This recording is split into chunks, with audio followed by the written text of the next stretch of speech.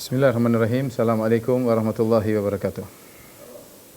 Alhamdulillahi ala ihsani wa syukru lahu ala taufiqihi wa amtinani wa asyhadu an la ilaha illallah wahdahu la syarika lahu ta'ziman li sya'ni wa asyhadu anna Muhammadan abduhu wa rasuluhu da'ila ridwani. Allahumma salli alaihi wa ala alihi wa ashabihi wa ikhwani. Para ikhwan dan akhwat, para jamaah Masjid Tarbiyah Cilandak yang dirahmati oleh Allah Subhanahu wa taala, pada kesempatan bahagia ini kita akan bahas tentang perang yang terkenal dari peperangan-peperangan kaum muslimin, yaitu Ghazwatul Ahzab atau dikenal juga dengan Ghazwat Al-Khandaq. Ghazwat Al-Ahzab atau dikenal juga dengan Ghazwat Al-Khandaq. Adapun dinamakan dengan Ghazwat Al-Khandaq karena ketika itu kaum muslimin menggali parit atau khandaq, ya, dalam rangka untuk melakukan pertahanan, ya, sehingga orang-orang musyrikin tidak masuk dalam kota Madinah, ya, tidak masuk dalam kota Madinah. Sehingga digalilah khandaq, ya, sehingga menghalangi mereka untuk masuk dalam kota Madinah. Dan disebut juga dengan Ghazwatul Ahzab karena ketika itu berkumpullah kaum musyrikin dari berbagai macam kabilah, ya, bergabung dengan orang Yahudi dari Bani Nadir, ya, sehingga jumlah mereka sekitar 10.000 orang, kemudian menyerang kota Madinah. Sehingga mereka adalah perkumpulan, persekutuan dari berbagai macam kabilah-kabilah Arab, Quraisy, Ghatafan, Bani Asad dan yang lainnya banyak sekali, ya. Sehingga disebut dengan Al-Ahzab. Ya, Al-Ahzab artinya sekutu, datang banyak kemudian menyerang kota Madinah. Dan perang ini terjadi pada bulan Syawal tahun 5 Hijriah, ya. Tahun 5 Hijriah, ya. Namun nanti akhirnya tidak terjadi peperangan, ya, karena kaum musyrikin tidak bisa masuk, ya. Hanya terjadi panah-panahan di antara mereka, ya, tidak terjadi pertemuan fisik, ya, karena mereka terhalangi dengan khandaq. Adapun sebab terjadinya perang Ahzab, yaitu sekelompok dari pemimpin-pemimpin orang Yahudi dari Bani Nadir yang mereka tadinya tinggal di kota Madinah, ya kan, di kota Madinah ada Bani Qainuqa, kemudian Bani Nadir dan Bani Quraidah. Bani Qainuqa terusir, Bani Nadir juga terusir, ya. Yang turunlah surat Al-Hasyr, ya, di mana mereka pergi, kemudian mereka menghancurkan rumah-rumah mereka, kemudian mereka pergi meninggalkan kota Madinah. Ya, nanti Bani Quraidah akan diperangi oleh Nabi setelah perang Ahzab. Ketika Nabi mengusir mereka dari kota Madinah, Nabi tidak membunuh mereka, Nabi mengusir mereka. Mereka pergi ke Khaybar. Di antara orang-orang Yahudi tersebutlah Salam bin Mishkam, kemudian Salam bin Abil Huqaiq, kemudian Huyai bin Akhtab, yaitu bapaknya Safiyah, kemudian Kinanah ibnu Rabi' dan yang lainnya. Mereka keluar, provokator Yahudi ini, mereka pergi ke Mekah. Sampai di Mekah, kemudian mereka berkumpul dengan pembesar-pembesar orang Quraisy. Mereka provokasi. Kemudian mereka menyemangati orang-orang Quraisy, karena orang Quraisy juga musuh kaum muslimin, sama-sama berkepentingan. Maka orang Yahudi pintar memprovokasi orang-orang Quraisy untuk menyerang kota Madinah, ya. Bahkan orang-orang Yahudi menjanjikan bahwasanya berjanji, kami akan menolong kalian, ya. Kami akan menolong kalian dengan jiwa, raga kami dan harta kami, ya. Dan kami akan bersama kalian sampai kami akan menghabisi Muhammad dan pengikutnya. Akhirnya orang-orang Quraisy tertarik dengan ajakan mereka. Kemudian orang-orang Quraisy ketika diajak untuk berperang, maka mereka bertanya kepada orang Yahudi. Sekedar pertanyaan. Ya ma'syara Yahud, wahai orang Yahudi sekalian. Innakum ahlul kitabi al-awwali. Kalian adalah ahlul kitab al-awwal, ya. Kalian telah diberi Alkitab sebelum orang Islam. Wal ilm, ya. Sebelum orang Islam, sebelum Nasara, kalian telah diberi Taurat. Bima asbahna nakhtalifu fihi nahnu Muhammad. Afadinuna khairun am dinuhu. Maka mereka bertanya kepada orang Yahudi, wahai orang Yahudi, coba kalian perhatikan, kami sekarang ribut sama Muhammad, orang Quraisy. Menurut kalian agama kami lebih baik atau agama Muhammad? Sekedar pertanyaan menguji, benar enggak orang-orang Yahudi benar-benar tolong orang-orang Quraisy? Maka orang Quraisy bertanya, Ya, apakah agama kami lebih baik ataukah agamanya Muhammad? Maka orang-orang Yahudi dengan serta-merta berkata, bal dinukum khairun min dinihi. Agama kalian lebih baik daripada agamanya Muhammad. Kata mereka, agama kalian lebih baik daripada agamanya Muhammad. Wa antum aula bil haqqi minhu, dan kalian lebih di atas kebenaran daripada Muhammad, ya. Mereka bohong. Orang Yahudi tahu orang-orang musyrikin penyembah berhala di atas kesesatan. Bahkan sebelum Nabi sallallahu alaihi wasallam memproklamirkan diri sebagai seorang nabi, orang Yahudi sering bertengkar, sering berperang sama suku Aus, suku Khazraj sebelum mereka masuk Islam. Jadi mereka tidak suka dengan penyembahan terhadap berhala. Ya, mereka benci dengan kesyirikan dan mereka tahu bahwasanya orang-orang kota Mekah, orang-orang Quraisy penyembah berhala, dan mereka tahu itu adalah batil, kesyirikan. Tapi ketika orang-orang Quraisy tanya, mana yang lebih bagus, agama kami atau agamanya Muhammad? Agama penyembah berhala atau agama penyembah Allah? Maka orang-orang Yahudi demi untuk mengambil hati mereka, mereka berkata, antum lebih baik wahai orang-orang Quraisy, dan antum lebih utama di atas kebenaran daripada Muhammad. Akhirnya turunlah firman Allah Subhanahu wa taala menceritakan tentang pernyataan mereka tersebut. Kata Allah Subhanahu wa taala, alam tara ilal ladzina utu nasiban minal kitabi yu'minuna bil jibti wat tagut.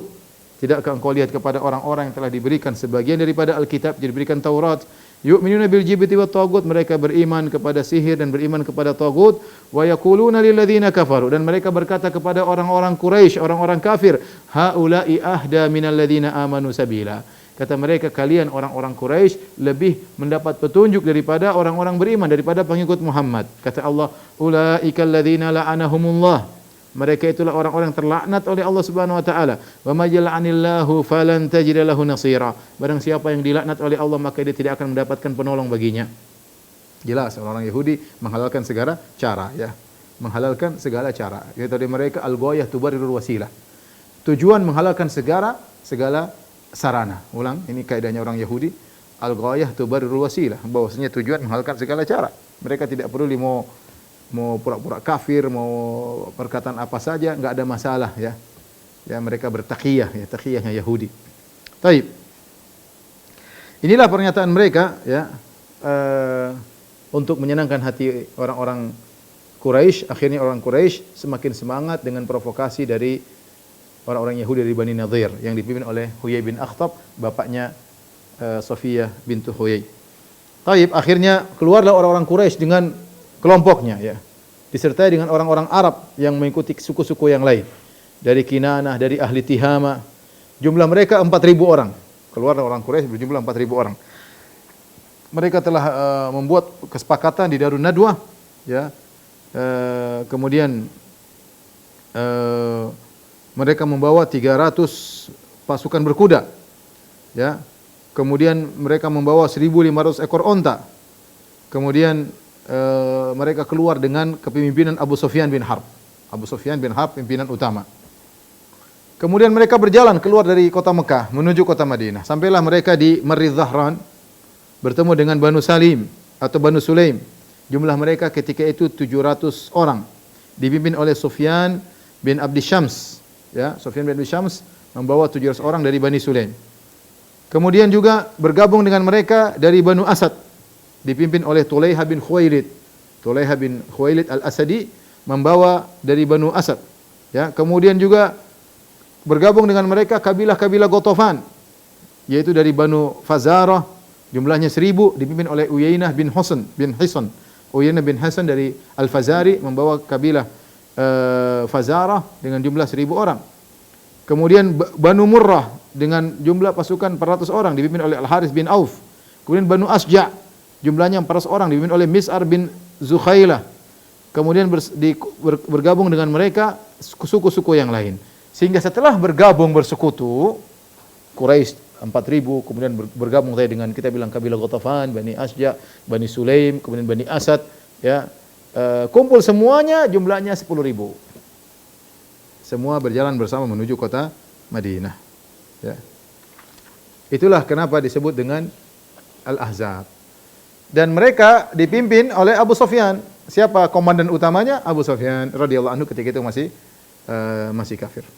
Maka berangkatlah mereka menuju kota Madinah. Nabi SAW mendengar kabar kedatangan mereka dengan mata-mata Nabi, ya. Nabi punya uyun mata-mata.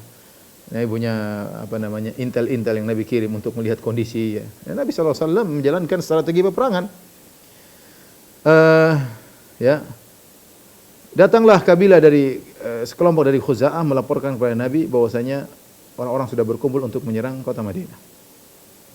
Maka Nabi SAW pun memanggil para sahabat. Kemudian Rasulullah SAW kabarkan tentang kondisi yang ada. Ya, kemudian Rasulullah SAW bermusyawarah, dan ini di antara sifat mulia Nabi SAW. Ya, wasyawirhum fil amr, kata Allah, bermusyawarah kepada mereka. Nabi SAW orang paling cerdas di antara mereka, yang paling hikmah, yang paling hakim, yang paling bijak, ya, yang paling bertakwa. Tetapi namanya ini kemaslahatan bersama, Nabi bermusyawarah. Ya, karena kalau kita bareng-bareng ada sisi pandangan, sudut pandang yang lain sehingga digabungkan menjadi lebih kuat. Siapa tahu ada yang punya ide yang baik, ya. Maka demikianlah seseorang jangan dia ujub, dia tidak mau dengar pendapat orang lain. Ya, kita boleh mungkin kita cerdas mungkin, tapi bisa jadi ada pendapat lain, ide lain yang mungkin lebih cemerlang. Tidak mengapa kita mendengar. Kalau kita tetap ternyata ide kita lebih bagus, ya kita jalankan. Tapi tidak ada salahnya kita mendengar masukan dari orang lain. Nabi SAW kemudian kumpul dengan para sahabat bermusyawarah, ya.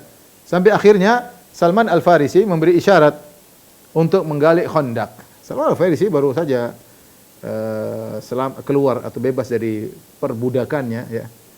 Setelah dia apa namanya membebaskan dirinya dari majikannya Yahudi. Ini perang pertama yang diikuti oleh Salman Al-Farisi. Perang pertama. Dia dari Persia, ya. Dan dia sudah merdeka. Dia sudah masuk Islam lama, tapi sebagaimana pernah kita jelaskan tentang kisah Salman, dia harus membayar dirinya, menebus dirinya dari majikannya dengan waktu yang cukup lama. Akhirnya setelah dia merdeka, perang pertama kali yang diikuti oleh Salman adalah perang Khandaq. Maka dia kasih ide, dia berkata, "Ya Rasulullah, inna kunna bi Faris." Kami dulu di Persia. "Idza husirna khandaqna alaina." Kalau kami dalam kondisi dikepung, kami bikin khandaq. Bikin parit agar musuh tidak bisa masuk menyerang kami. Itulah metode peperangan kami, ya.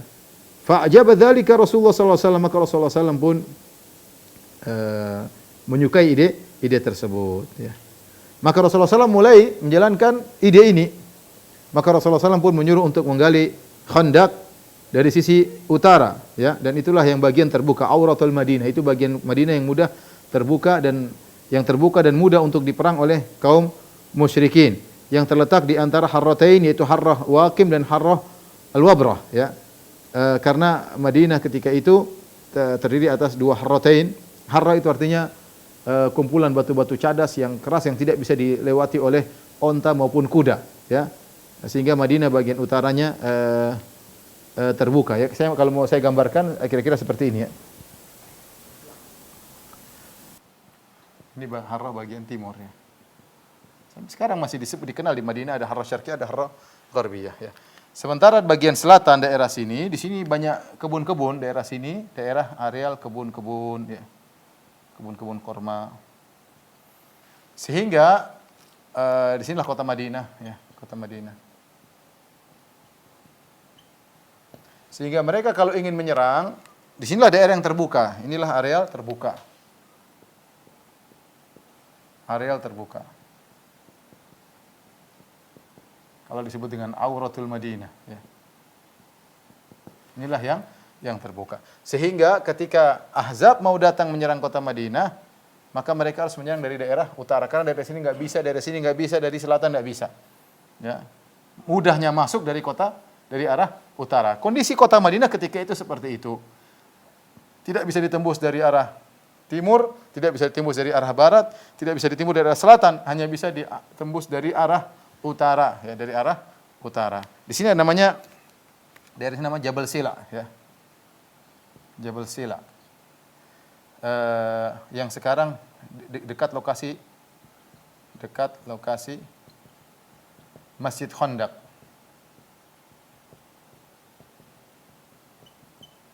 Ya, sekarang sudah dibangun Masjid Khandaq. Kaum muslimin bermarkas di sini. Dan kaum muslimin, Rasulullah SAW ketika menghadapi perang Khandaq, Rasulullah SAW berbicara dengan logis, ya. Bukan hanya kita akan beriman, kita pasti menang. Logikanya, pasukan kaum muslimin 3.000, ya. 3.000 orang, sekitar kurang lebih 3.000. Pasukan kaum musyrikin 10.000. Kurang lebih 10.000. Kemudian ini persenjataan terbatas. Terbatas. Ini persenjataan lengkap.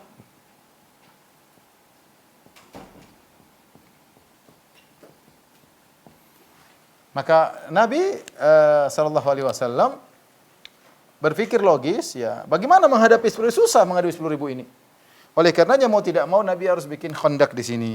Sinilah digalilah khandak, ya. Gampangannya demikian. Ini khandak. Tentu berkelak-kelok, ini saya sekedar sederhananya, ya. Khandak.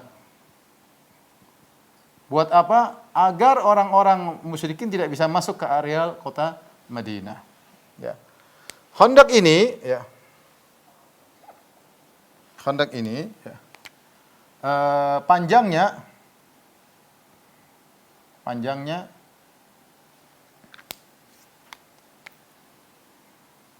khandak, ya. Panjang ada khilaf, ya.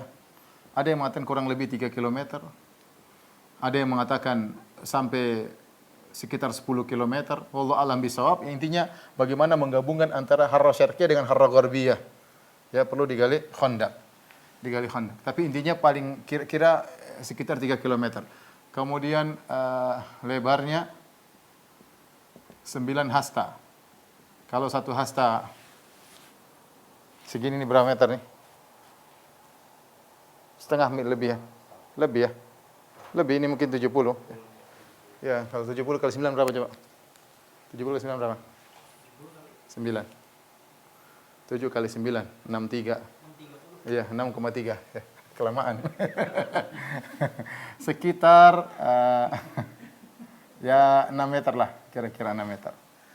Kemudian dalamnya ini, jadi ini lebarnya, ya. Kira-kira ini 9 hasta, ya. Segini 6 meter kira-kira. Dalamnya 7 hingga 10 hasta.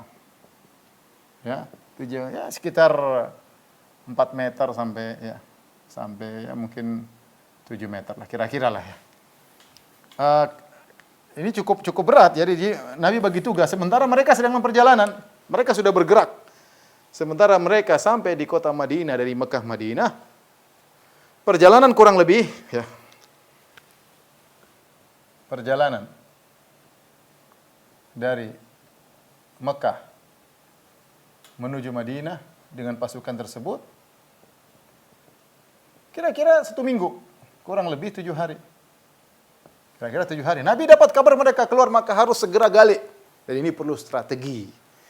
Ya, Nabi tentu harus berpikir matematis, ya. Ini panjangnya berapa kilometer, lebarnya berapa. Kenapa dibuat 9 hasta dengan lebar sekitar 6 meter, dengan dalam sekitar 7 meter, 4 sampai 7 meter tergantung di daerah mana, supaya kuda tidak bisa loncat. Kalau cuma 2 meter kuda lari masuk, ya, bahaya. Kalau udah masuk dalam sini repot. Maka dibuatlah jarak yang cukup panjang dengan lebar yang dalam sehingga kalau kuda masuk tidak bisa loncat lagi ke atas. Ya, kalau dia masuk ke bawah tinggal dipanain oleh kaum muslimin. Ini kira-kira seperti itu, ya. Jadi akhirnya dibagi tugas. Ada sebagian ulama mengatakan dibagi 10 orang gali berapa, ditugaskan oleh Nabi karena ini kalau kita bilang kerjaan harus selesai. Dan pendapat yang benar, ada yang mengatakan yang benar kira-kira Nabi harus menggali ini sekitar 6 hari sebelum mereka datang. Waktu kerja, ya, kurang lebih 6 hari, ya. Kurang lebih 6 hari. Karena kalau 7 hari keburu mereka datang. Maka ini harus disiapkan khandak tersebut, parit tersebut, ya. Maka kerjalah para sahabat, ya. Ini kira-kira proses penggalian khandak. Suasana ketika itu, kondisi cuaca musim dingin, musim kelaparan, ya. Kemudian harus kerja siang malam menggali parit dengan jarak berkilo-kilo, dengan lebar 6 meter, dalam sekitar 4 sampai 7 meter. Dan ini pekerjaan yang sangat berat, harus dikerjakan para sahabat sebelum kaum musyrikin sampai ke kota Madinah. Mulailah para sahabat menggali dan menggali.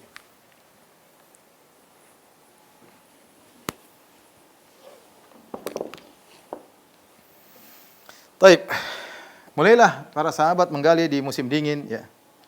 Dan Rasulullah SAW terjun langsung menggali. Rasulullah SAW pemimpin, tapi dia tidak cuma asal ngomong, ya. Ya, tapi dia turun kerja. Rasulullah SAW ikut turun kerja, ya. Beliau mengangkat tanah, ya, memberi motivasi kepada kaum muslimin, ya. Al-Imam Al-Bukhari Imam Muslim meriwayatkan dari Anas bin Malik radhiyallahu ta'ala anhu, beliau berkata, kharaja Rasulullah sallallahu alaihi wasallam ila al-Khandaq. Rasulullah SAW keluar menuju Khandaq. Fa idzal muhajiruna wal ansar yahfiruna fi ghadatin baridah. Tiba-tiba, ya karena 6 hari Rasulullah ngecek, Rasulullah ikut kerja, Rasulullah ngecek, Rasulullah ikut kerja. Pagi hari tiba-tiba Rasulullah SAW melihat para sahabat sedang menggali di waktu pagi yang dingin, di waktu subuh yang dingin. Mereka tidak punya budak-budak untuk disuruh, ya, untuk mengerjakan pekerjaan. Tatkala Nabi SAW melihat keletihan yang dirasakan oleh para sahabat di musim dingin, kemudian kelaparan yang dirasakan oleh para sahabat, maka Rasulullah SAW berkata, Allahumma innal aisha aishul akhirah, faghfir lil ansari wal muhajirah. Ya Allah, sungguhnya kehidupan yang sungguhnya adalah kehidupan akhirat. Ampunilah kaum ansar dan kaum muhajirin. Ya, ini perkataan Nabi yang luar biasa. Allahumma innal aisha aishul akhirah. Ya, faghfir lil ansari wal muhajirah. Ampunilah kaum ansar dan kaum muhajirin. Ya, sampai sebagian ulama mengatakan kalau kita terpesona dengan dunia atau kita melihat dunia dalam kondisi sulit, maka ucapkanlah ini, innal aisha aishul akhirah. Sungguhnya kehidupan yang sungguhnya kehidupan akhir, bukan kehidupan yang sekarang. Kalau Anda susah, sabar, ini bukan kehidupan yang sungguhnya. Kalau Anda melihat orang dalam kehidupan mewah, bilang ini bukan kehidupan yang sungguhnya. Ya, agar kita ingatkan diri kita, innal aisha aishul akhirah. Sungguhnya kehidupan yang sungguhnya adalah kehidupan akhir. Sehingga kita tidak tergiur dengan dunia yang dimiliki oleh orang lain dan kita tidak terlalu bersedih dengan kesulitan yang kita hadapi. Ya. Kita ingatkan diri kita, ingatkan keluarga kita. Innal aisha aishul akhirah. Kehidupan yang sungguhnya adalah kehidupan akhirat. Ya, karena banyak hal yang buat kita lalai dalam kehidupan dunia ini, ya. Ketika Nabi SAW berkata kepada para sahabat, Allahumma innal aisha aishul akhirah, warfar faghfiril ansaril wal muhajirah. Ya Allah, kehidupan yang sungguhnya kehidupan akhirat. Ampunilah kaum ansar kaum muhajirin. Maka para sahabat yang sedang bekerja menggali Khandaq, maka mereka kemudian berkata kepada Nabi SAW dengan syair mereka, Nahnu alladhina baya'u Muhammadan alal jihadi ma baqina abada. Kamilah yang telah membaiat Muhammad untuk berjihad selama kami masih hidup. Kami akan berjihad menemani Nabi selama kami masih hidup. Al-Imam Al-Bukhari Imam Muslim juga meriwayatkan dari Al-Bara' bin Azib radhiyallahu anhuma. Beliau berkata, lamma kana yaumul ahzab, tatkala perang Khandaq. Wa khandaqa Rasulullah sallallahu alaihi wasallam, Rasulullah SAW ikut menggali parit. Ra'aituhu yanqulu min turabil Khandaq. Aku melihat Nabi mengangkat tanah dari Khandaq. Bayang parit panjang digali. Nabi ikut kerja. Karena waktu harus segera. Kalau tidak terlambat percuma. Proyek selesai tidak sesuai dengan jadwalnya percuma. Musuh masuk malah mereka letih tatkala menghadapi itu semua, ya. Harus segera sebelum musuh datang. Ya, Nabi SAW menggali tanah dari Khandaq hatta wara anni turabu jildata batnihi. Sampai-sampai, ya, aku tidak bisa melihat kulit perutnya Nabi SAW. Kenapa? Karena perut Nabi terpenuhi dengan tanah. Wa kana katsira sya'ar, dan Nabi SAW memiliki rambut yang banyak bahkan di perutnya, di tubuhnya, ya. Tapi semuanya penuh dengan tanah sampai aku tidak bisa melihat kulit perutnya. Bayangkan, berarti benar-benar Nabi kerja keras sampai tanah semua memenuhi, debu memenuhi tubuh Nabi sallallahu alaihi wasallam. Fasami'tuhu yartajizu bi kalimati Abdullah bin Rawahah, dan aku mendengar Nabi sallallahu alaihi wasallam mengucapkan syair-syairnya Abdullah bin Rawahah, wa huwa yanqulu minat turabi, dalam kondisi dia mengangkat tanah sambil beliau berkata, Allahumma laula anta mahtadaina. Ya Allah, kalau bukan karena Engkau kami tidak dapat hidayah. Wala tasaddaqna wala sallaina, kami tidak bisa bersedekah dan kami tidak bisa salat. Fa anzilan sakinatan alaina, ya Allah turunkanlah ketenteraman bagi kami. Wa tsabbitil aqdama in laqaina, ya Allah kuatkanlah kaki kami ketika kami bertemu musuh. Innal ula qad bagau alaina, sungguhnya mereka telah berbuat zalim kepada kami orang-orang Quraisy. Wa in aradu fitnatan abaina, kalau mereka ingin fitnah, kami tidak ingin fitnah tersebut, kami akan menghadapi mereka. Thumma yamudu sautahu bi akhiriha, di akhir syair Nabi berkata, wa in aradu fitnatan abaina. Abaina, ya. Dalil bahwasanya seorang boleh bersyair, ya, dalam rangka untuk memberi semangat dalam bekerja ya.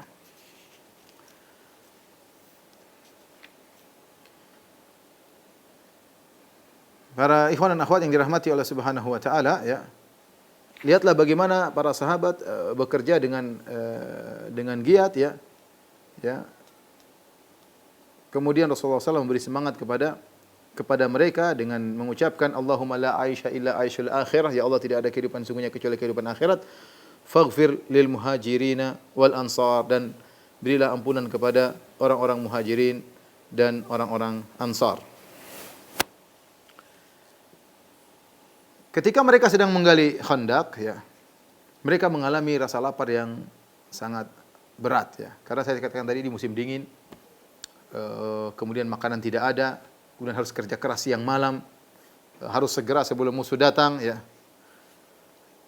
Al-Imam Al-Bukhari ya, dan disebut dalam hadis-hadis, begitu saking mereka laparnya, mereka mengikat perut mereka dengan batu. Agar batu terikat sehingga rasa melilitnya perut tidak begitu kerasa karena diikat dengan kuat, sampai bukan cuma dengan kain mereka ikat dengan batu, dan Nabi SAW juga mengikat perutnya dengan batu ya, saking kelaparan yang mereka rasakan. Imam Al-Bukhari meriwayatkan dari Jabir bin Abdullah radhiyallahu anhuma, dia berkata, "Inna yaumal khandaq nahfiru." Kami ketika dalam perang Khandaq kami menggali. Fa aradat qudyatun syadidatun. Tiba-tiba ada batu besar yang tidak bisa digali. Jadi dalam tanah ternyata ada batu, dicangkul-cangkul, dikapak-kapakin enggak bisa. Akhirnya mereka datang kepada Nabi melaporkan hal tersebut. Faja'un Nabiyya sallallahu alaihi wasallam faqalu. Para sahabat datang kepada Nabi, para sahabat berkata, "Hadhihi qudyatun aradat fil khandaq." Ya Rasulullah, ini ada batu besar menghalangi kami menggali parit. Faqala ana nazil. Kata Nabi, saya ke situ. Jadi mereka lapor, kata Nabi, saya akan ke situ, turun. Kemudian thumma qama wa batnuhu ma'subun bihajar. Kemudian Nabi pun berdiri, kami lihat ternyata perut Nabi terikat dengan batu. Subhanallah, bukan cuma para sahabat yang mengikatkan perut mereka dengan batu. Rasulullah SAW ikat perutnya dengan batu. Ya ikhwan, ini orang-orang terhebat di alam semesta, ya, Nabi dan para sahabatnya. Orang-orang termulia di sisi Allah Subhanahu wa taala. Mereka kelaparan. Dan kata Jabir bin Abdullah, "Wa labithna thalathata ayamin la nadzuqu zawaqan." Kami 3 hari kami tidak merasakan apa-apa. Bayangkan ya, tidak makan 3 hari. Sampai ikat perut mereka dengan batu. Fa akhadha Nabi sallallahu alaihi wasallam al-mi'wal, maka Nabi pun mengambil semacam kapak. Fa daraba fil qudyah, kemudian Nabi sallallahu alaihi wasallam mukulkan kapak tersebut ke batu tadi, fa ada kathiban ahyal au ahyam. Maka tiba-tiba Nabi pukul batu tersebut dengan keras, maka batu tersebut pun hancur lebur seperti pasir yang bertaburan. Ini antara mukjizat Nabi sallallahu alaihi wasallam. Kemudian juga ya, bagaimana mereka sampai makan makanan yang sudah tengik ya. Dari Anas bin Malik radhiyallahu anhu, beliau berkata, "Ja'alal muhajirin wal ansar yahfirunal khandaq haulal Madinah." Kaum muhajirin kaum ansar sedang menggali khandaq di sekitar kota Madinah. Kemudian Anas bercerita, yu'tauna bimil'i kaffin minasyair. Maka didatangkan bagi mereka mil'i kaffai minasyair, yaitu 2 genggam, yaitu gini ya, dari gandum. Kemudian dicampur dengan semacam minyak zaitun atau yang semisalnya, karena kalau cuma tepung dimakan susah. Ya, harus dicampur dengan semacam minyak-minyakan sanikhah yang sudah tengik. Sudah berubah baunya saking ya sudah enggak bisa dimakan, tapi mereka harus makan dengan seperti itu. Tsumma tudau baina yadayil qaum, cuma segitu sedikit. Cuma 1 genggam syair, tidak ada makanan. Sementara yang menggali ada 3.000 orang atau banyak orang ya. Mungkin berganti-gantian sip-sipan. Intinya Nabi mengatur dengan strategi yang terbaik. Akhirnya dicampur dengan minyak yang sudah tengik. Wal qaumu jia', sementara orang-orang sedang dalam kondisi lapar. Wahia basyi'ah, yaitu sangat buruk ya. Yaitu baunya tidak enak. Fil khalq, ketika dimakan sini paling tidak enak. Tersisa rasa yang tidak enak. Wala harihun muntin, dan di situ ada bau yang sangat busuk. Ya, bau tidak enak, tapi mereka harus makan ya. Inilah kondisi ketika itu mereka harus menggali khandaq. Adapun orang-orang munafik, maka mereka terlambat kerja, datang terlambat-lambat ya. Kaum muslimin mungkin subuh-subuh sudah kerja, mereka mungkin datang agak siangan. Kemudian mereka bikin lemas kaum muslimin ya, bikin mereka malas ya. Kemudian mereka diam-diam pulang ke rumah mereka ya. tanpa diketahui oleh Rasulullah sallallahu alaihi wasallam, tanpa minta izin, demikianlah orang-orang munafik. Demikianlah orang-orang munafik. Terjadi beberapa mukjizat ketika penggalian perang Khandaq. Di antaranya para ikhwan dan akhwat yang dirahmati Allah Subhanahu wa taala, yaitu Nabi mukjizat bagaimana makanan menjadi banyak. Makanan menjadi banyak. Jabir bin Abdullah radhiyallahu taala anhuma bercerita, "Lamma hufiral Khandaq, tatkala Khandaq digali, ra'aitu bin nabiyyi khamasan syadidan." Aku melihat perut Nabi kosong, benar-benar cekung, kosong, enggak ada isinya. Perut Nabi benar-benar cekung, bukan cuma rata, cekung, ya, lapar. Fankafa'tu ila imra'ati, maka aku segera menuju ke istriku. Fakultu hal indaki syai', apakah ada makanan, ada sesuatu? Jabir bukan mikir dirinya, mikir Nabi sallallahu alaihi wasallam. Nabi kelaparan. Fa inni ra'aitu bi Rasulillah sallallahu alaihi wasallam, ya, khamasan syadidan. Aku lihat Nabi kelaparan, mungkin ada perut Nabi kelihatan, ya. Ya, orang kalau tidak makan kelihatan perutnya, ya. Maka dia melihat, aku melihat Nabi kelaparan, sangat lapar. Fa akhrajat ilayya jiraban fihi sa'un min sya'ir. Maka istrinya, istri Jabir, ya, istri yang salehah, ya, ya. Inilah janda yang dinikahi oleh Jabir bin Abdullah, ya. Ini yang kata Nabi sallallahu alaihi wasallam pernah bertanya kepada Jabir, "Tazawwajta ya Jabir? Kau sudah nikah?" Kata Jabir, "Sudah ya Rasulullah." "Bikran am sayyiban?" Janda atau gadis? Kata Jabir, "Bal sayyiban." Janda ya Rasulullah. Maka Nabi mengatakan, "Hal la tazawwajta bikran tudaibuha wa tudaibuka, tulaibuha wa tulaibuka." Kenapa kau tidak menikah dengan gadis sehingga kau bisa mencumbuinya, dia bisa mencumbuimu. Kau bisa bermain-main dengan dia, dia bisa bermain-main dengan engkau. Ya, bahkan dalam sebagian tafsiran, kau bisa mengambil air liurnya, dia bisa mengambil air liurmu. Maka Jabir berkata, "Ya Rasulullah, saya punya adik-adik perempuan banyak. Dan ayahku sebelum meninggal, yaitu Abdullah bin Haram, mewasiatkan kepada aku agar aku perhatian sama adik-adik perempuanku. Maka saya tidak mungkin nikah dengan perempuan seumuran dengan adik-adikku, tidak bisa ngurus mereka. Ya, maka saya pun menikah dengan janda agar bisa ngurus adik-adikku." Dan Jabir tepat. Dia meninggalkan kesenangannya. Kalau pengen senang, ya menikah dengan gadis. Tapi Jabir menikah dengan janda untuk sebagai bentuk berbakti kepada orang tua, agar janda ini bisa ngurus adik-adiknya. Dan dia mendapatkan istri yang salehah. Istri yang salehah. Inilah si janda tersebut, istri Jabir. Ketika Jabir berkata kepada istrinya, ya, "Hal indaki syai', kau punya sesuatu enggak? Sungguh aku melihat Rasulullah SAW kelaparan." Fa akhrajat ilayya jiraban fihi sa'un min sya'ir. Maka kemudian dia keluarkan jirab, yaitu semacam tempat, ya. Isinya satu sok gandum. Satu sok itu ya satu sok ukuran bayar zakat, ya. Ukuran bayar zakat, ya, kira-kira 2,5 kilo. Kalau beras, ya, kira-kira seukuran gitulah. Volume satu sok. Isinya gandum. Kemudian dia berkata, "Walana buhaimatun dajin." Fadzabahtuha, kata Jabir, dan kami punya buhaimah. Buhaimah itu buhaimah yaitu kambing kecil. Dajin yaitu kambing yang dajin maksudnya tidak dipelihara di rumputan, tapi di sekitar rumah aja, masuk keluar rumah, namanya dajin. Bisa kambing, kalau seperti kita misalnya ayam yang artinya jalan-jalan di rumah. Jadi kami punya kambing kecil, dajin. Fadzabahtuha, maka aku pun sembelih. Wa tohanit syair, maka tohanit syair, ya, maka kemudian istrinya pun menggulung gandum, menggiris gandum, ya, diperhalus. Fa faragat ila firaghi, ya. Kemudian atau faragtu ila firaghi wa qata'tuha fi burmatiha, ya. Thumma wallaitu ila Rasulillah sallallahu alaihi wasallam. Kemudian aku pun, ya, pergi ke tempat tempayanku, kemudian aku potong-potong kambing, aku letakkan di tungku, kemudian aku pergi menuju Rasulullah sallallahu alaihi wasallam. Faqalat, ketika aku pergi kepada Nabi, istriku panggil. Kata istriku, "La tafdhahni." Jangan kau bikin malu aku, ya. La tafdhahni bi Rasulillah wa bimman ma'ahu. Jangan bikin malu saya, ya. Jangan bikin malu saya depan Rasulullah dan sahabat-sahabatnya, ya. Ingat, cuma kambing kecil, cuma satu sok gandum. Dan ini diingat oleh Jabir. Istrinya cerdas, ingat, kita kan cuma sedikit, ya. Jangan bikin malu. Nanti orang tamu datang enggak cukup gimana? Faji'tuhu, maka aku pun datang kepada Nabi sallallahu alaihi wasallam. Wa sarartuhu, dan aku bisik-bisik kepada Nabi. Fakultu. Ini undangan dari Jabir. Kata Jabir, aku bisik-bisikin Nabi, aku berkata, "Ya Rasulullah, dzabahna buhaimatan lana." Ya. Jabir mengucapkan dengan jelas, "Ya Rasulullah, kami baru nyembelih kambing kecil. Wa tahanna sa'an min syair, dan kami sudah menggiris 1 sok gandum, ya, cuma 2,5 kilo, kambing kecil. Karena indana, kami miliki tadi, itu yang kami punya ya Rasul, tidak ada yang lain. Fata'al anta wa nafarun ma'aka." Wahai Rasulullah, datanglah ke rumahku dengan beberapa orang. Jabir sudah undangannya jelas. Datanglah engkau dengan beberapa orang. Kenapa? Karena kambing kecil, gandum cuma 2,5 kilo. Datanglah engkau dengan beberapa sahabat. Apa yang dilakukan oleh Nabi? Fasohan Nabi SAW. Nabi teriak. Beliau berkata, "Ya ahlal khandak, wahai orang-orang yang sedang gali khandak.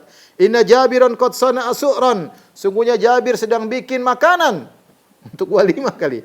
Fahayya halla bikum, ayo mari kita makan. Ya, subhanallah. Dalam riwayat Imam Ahmad, Jabir berkata, "Inna lillahi wa inna ilaihi raji'un." Ya, repot. Undang cuma beberapa orang, khandak ratusan orang. Kemudian Nabi berkata kepada Jabir, karena ada mau terjadi mukjizat, "La tunzilanna burmatakum wa la takhbizanna ajinakum hatta aji'a." Jangan kau turunkan tungku kalian, tungku yang buat masak kambing jangan diturunkan, dan jangan jangan dibakar adonan roti sampai aku datang. Jangan lakukan apapun. Kemudian kata Jabir, "Faji'tu." Aku pun datang ke rumah. Kemudian Rasulullah SAW datang, ya, dengan orang-orang banyak. Sampai aku datang kepada istriku. Istriku berkata, "Bika wa bika." Engkau ini. Qad fa'altu alladhi qulti. Aku berkata kepada istriku, "Ya istriku, aku sudah sampaikan wasiatmu." Ya, aku sudah bilang sama Nabi, kambing kecil cuma 1 sok gandum. Tapi ya Nabi yang panggil mereka, mau apa lagi? Padahal istrinya sudah bilang, "Hati-hati, jangan bikin malu saya." Ya, jangan bikin malu saya. Jangan sampai orang datang, makanan tidak cukup. Ya, Jabir bilang, "Saya sudah melaksanakan titahmu, wahai istriku." Tapi ternyata di luar dugaan. Akhirnya fa akhrajat li Rasulullah SAW ajinan fa basaqa fihi. Maka istrinya mengeluarkan adonan roti yang terbuat dari gandum, maka Rasulullah SAW meludah ke situ. Wa baraka, Rasulullah mendoakan agar adonan tersebut yang sudah diludahi oleh Nabi SAW diberkahi. Tsumma amada ila burmatina. Kemudian Nabi pergi kepada tungku, itu panci yang digunakan untuk masak kambing. Fa basaqa, Rasulullah SAW meludah lagi di situ. Wa baraka, Rasulullah SAW berdoa agar diberkahi. Tsumma qala, kemudian Rasulullah berkata, "Ud'u khabizatan faltakhbiz ma'i." Panggil tukang roti, suruh ikut sama saya kita bakar roti. Waqdahi min burmatikum wala tunziluha, dan ambillah dari kambing dari panci, tapi jangan diturunkan, panci jangan diturunkan, biar di situ aja. Kemudian kata Jabir radhiyallahu anhu, wahum alf, ternyata mereka jumlahnya 1.000 orang. 1.000 orang. Kata Jabir, fa uqsimu billah, aku bersumpah dengan nama Allah, laqad akalu hatta taraku. Mereka makan sampai mereka kenyang, mereka tinggalkan makanan tersebut, sudah enggak selera lagi. Makan sampai mereka tinggalkan. Wan harafu, dan mereka pulang semua dari rumahku. Wa inna burmatana la ta'idhu kama hiya, la taghittu kama hiya, sementara kuah kambing kami masih terus, ya, berisi seperti semula, seperti belum diambil sama sekali. Wa inna ajinana la yukhbazu kama huwa, ternyata adonan roti kami ternyata masih seperti sedia kala. Dan ini mukjizat Nabi sallallahu alaihi wasallam, ya. Ikhwan dan akhwat yang dirahmati oleh Allah Subhanahu wa taala, ini di antara bentuk mukjizat Nabi sallallahu alaihi wasallam. Ya, Ibnu Taimiyah dalam kitabnya Nubuwat menjelaskan bahwasanya mukjizat Nabi tidak sama dengan keajaiban-keajaiban yang lain. Air jadi banyak, kemudian makanan jadi banyak, ini tidak bisa dilakukan kecuali oleh Nabi sallallahu alaihi wasallam. Adapun mendatangkan makanan dari tempat jauh, jin mungkin bisa melakukan. Makanan tempat jauh mungkin jin bisa. Mungkin ada buah yang hanya ada di musim dingin, tiba-tiba datang di musim panas, jin juga bisa bikin. Tapi makanan tiba-tiba jadi banyak, ya, hanya diludahi oleh Nabi sallallahu alaihi wasallam, ini mukjizat yang tidak ada yang bisa melakukan kecuali Nabi atau para anbiya yang semisalnya, ya. Di antara mukjizat yang lain yang terjadi ketika perang Khandaq, apa yang diriwayatkan oleh Imam Al-Bukhari dalam sahihnya dan juga diriwayatkan oleh Imam Ahmad dalam musnadnya dari Jabir radhiyallahu anhu. Beliau berkata, "Makatha Nabi sallallahu alaihi wasallam wa ashabuhu wa hum yahfiruna al-khandaq thalathan." Nabi sallallahu alaihi wasallam dan para sahabatnya sedang menggali Khandaq. 3 hari lam yadzuqu ta'aman, 3 hari mereka tidak makan. Faqalu ya Rasulullah, inna hahuna qudiyah. Kata mereka, Rasulullah, di sana ada batu minal jabal, batu yang menghalangi kami. Faqala Rasulullah sallam, rushuha bil ma'. Percikan air, tuangkan air pada batu tersebut. Farashuha, maka mereka pun menumpahkan air pada qudiyah batu tadi. Tsumma ja'a Nabi sallallahu alaihi wasallam fa akhadha al-mi'wal aw al-mishah. Kemudian Nabi mengambil kapak atau mengambil cangkul. Tsumma qala, kemudian Nabi berkata, bismillah. Fa daraba thalathan. Rasulullah pukul 3 kali pakai kapak tersebut. Bismillah, 1, 2, 3. Fasarat kathiban yuhal. Maka jadilah seperti pasir yang bertaburan. Ya. Fakanat minni iltifatatun. Tiba-tiba aku melirik Nabi sallallahu alaihi wasallam. Fa idza Rasulullah sallallahu qad shadda ala batni hajaran. Ternyata Rasulullah sallallahu mengikatkan batu di perutnya, ya. Ini sepertinya kisah yang sebelumnya yang sudah kita sebutkan. Ternyata ada batu lain lagi yang menghalangi, dan diriwayatkan oleh Imam Ahmad dalam Musnadnya dan Nasa'i dalam Sunan Kubra dengan sanad yang hasan dari Al-Bara' bin Azib. Dari Al-Bara' bin Azib, beliau berkata, "Lamma amara Rasulullah sallallahu an nahfir al-khandaq." Tatkala Rasulullah sallallahu memerintahkan kami untuk menggali khandaq, arada lana fihi hajarun la ya'khudhu fihi al-mi'wal. Tiba-tiba ada batu yang menghalang kami, tidak bisa dipukul dengan kapak. Fastakaina dzalika ala Rasulillah sallallahu alaihi wasallam. Maka kami pun mengeluh kepada Rasulullah sallallahu alaihi wasallam, ya. Kami tidak bisa menghilangkan batu tersebut. Fa alqa thawbahu, maka Nabi melepaskan selendangnya, wa akhadha al-mi'wal, kemudian Nabi mengambil kapak, wa qala bismillah, kemudian Nabi mengatakan bismillah, fa daraba darbatan, Nabi pukul sekali, fa kasara thulutsa sakhrah, maka sepertiga batu pecah. Kemudian Rasulullah berkata, ketika sepertiga batu pecah, Rasulullah berkata, Allahu Akbar. U'titu mafatihah Syam, aku telah diberikan kunci-kunci kota negeri Syam. Wallahi inni la ubsiru qusurahal humra al-ana min makani hadha. Sungguh aku sekarang di tempat ini aku melihat istana-istana negeri Syam yang berwarna merah. Ya. Tsumma daraba ukhra, kemudian Nabi pukul kedua kali. Wa qala bismillah. Wa kasara thulutsan akhar, sepertiga batu pecah lagi. Rasulullah SAW berkata, Allahu Akbar. U'titu mafatihah Faris, aku diberikan kunci-kunci perbendaharaan negeri Persia. Wallahi inni la ubsiru qasral madain al-abyad al-an. Sungguh sekarang aku di sini sedang melihat istana-istana al-madain milik orang-orang Persia yang berwarna putih. Tsumma daraba thalithata, kemudian Nabi pukul ketiga kali. Wa qala bismillah, kata Nabi bismillah, faqata al-hajar, akhirnya hancur semua batu. Kemudian Nabi berkata, Allahu Akbar. U'titu mafatihal Yaman, aku diberikan kunci-kunci negeri Yaman. Wallahi inni la ubsiru baba Son'a. Sekarang aku melihat pintu Son'a dari sini. Ya. Dan ini di antara mukjizat Nabi sallallahu alaihi wasallam, ya. Adapun orang munafik, ketika mereka melihat Nabi melakukan demikian pukul batu, kemudian mengatakan, aku akan diberikan kunci-kunci negeri Syam, dan aku akan diberikan negeri Persia, dan aku akan diberikan negeri Yaman. Mereka tertawa, ya. Mereka berkata, "Ala ta'jabuna yuhaddithukum wa yumannikum wa ya'idukum bil batil?" Tidak kalian heran lihat itu Muhammad, ya, ngomong dengan kalian, bikin angan-angan bagi kalian, ya. Menjanjikan kebatilan, yukhbirukum annahu basara min Yathrib qusural hayra wa madain Kisra wa annahu tuftahu lakum wa antum tahfirun al-khandaq wa la tasin anta beruzu. Kalian dijanjikan oleh Muhammad, katanya dari kota Madinah dia melihat istana negeri Syam, dia melihat istana Persia, ya, dan akan diberikan kepada kalian. Sementara kalian sekarang sedang kelaparan, gali khandaq ini yang benar aja. Mau pergi aja enggak berani, ya. Dikepung oleh orang-orang atau tidak mampu untuk nampak kalian dalam kondisi demikian, dalam kondisi sulit.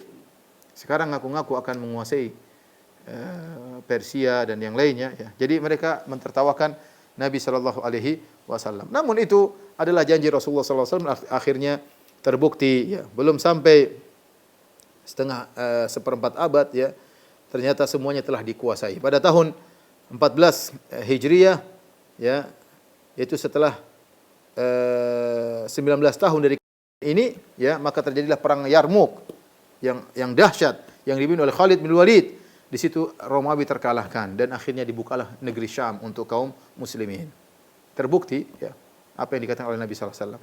Pada tahun 15 Hijriah, yaitu sekitar 20 tahun setelah Nabi ngomong ketika di perang Khandaq, maka terjadilah perang Al-Qadisiyah, perang yang sangat dahsyat dipimpin oleh Sa'ad bin Abi Waqqas. Situ Persia dikalahkan, akhirnya negeri-negeri Irak dikuasai oleh kaum muslimin. Taib. Nabi SAW terus melanjutkan penggalian Khandaq ya. Para ulama khilaf tentang berapa lama mereka menggali Khandaq ya. Ibnu Sa'ad dalam tabaqatnya mengatakan mereka menggali Khandaq 6 hari. Adapun Musa bin Uqbah dalam maghazinya mengatakan sekitar 20 hari. Tapi ini jauh. Saya bilang karena perjalanan dari orang Quraisy menuju ke Madinah sekitar 7 hari, 7-8 hari. 7-8 hari ya. Menempuh perjalanan sekitar 450 km ya. Sehingga Nabi SAW harus menyelesaikan pekerjaan Khandaq dalam waktu 6 hari. Al-Waqidi mengatakan 24 hari ya. Di Raudhah An-Nawawi berkata 25 hari ya. Ada yang mengatakan sebulan. Yang benar wallahu alam bisawab sekitar 6 hari ya. Wallahu alam bisawab. Kemudian akhirnya kaum musyrikin sampai ke kota Madinah ya. Kaum musyrikin sampai ke kota Madinah. Ketika mereka masuk kota Madinah, mereka dikagetkan dengan adanya Khandaq ya. Ini mereka tidak duga sebelumnya ya. 10.000 pasukan datang ingin menyerang kota Madinah. Ya, ternyata mereka dikagetkan dengan adanya Khandaq. Dan Allah mengkabarkan tentang mereka, "Idz ja'ukum min fawqikum wa min asfala minkum." Tatkala datang dari atas kalian dan dari bawah kalian. Musuh mengepung kalian. Dari atas kalian maksudnya dari orang-orang Quraisy bersama kabilah-kabilahnya semua 10.000. Dari bawah kalian maksudnya dari jantung kota Madinah, dari daerah selatan ada orang-orang Yahudi, yaitu dari Bani Quraidah, ya. Jadi kalau kita gambarkan ya. Daerah sini ada daerah sekitar sini ada kabilah Quraidah ya. Suku Yahudi. Mereka ada sekitar kurang lebih 700 ya. 700 sampai 1.700 pasukan ya kira-kira ya. Nanti akan kita jelaskan insyaallah. Dan ini berbahaya ya. Jadi kondisi Khandaq ini sangat berbahaya. Dari atas 10.000, dari bawah ada sekitar 700 orang. Kemudian para sahabat ketika mereka menggali Khandaq, ya, kemudian tentu hasil galian tersebut mereka sebagian orang mengatakan mereka kumpulkan di sini. Jadi mereka kumpulkan hasil galian di bibir Khandaq ini. Jadi di sini ada tumpukan bekas galian, ya, sebagai tempat persembunyian kaum muslimin ketika menyerang pasukan kaum musyrikin dengan panah-panah mereka. Taib, ikhwan dan akhwat yang dirahmati Allah Subhanahu wa taala, mungkin sampai di sini dulu. Insyaallah pekan depan baru kita jelaskan bagaimana terjadinya perseteruan atau peperangan antara kaum musyrikin dengan kaum muslimin pada pertemuan depan insyaallah taala. Wabillahi taufiq wal hidayah. Assalamualaikum warahmatullahi wabarakatuh.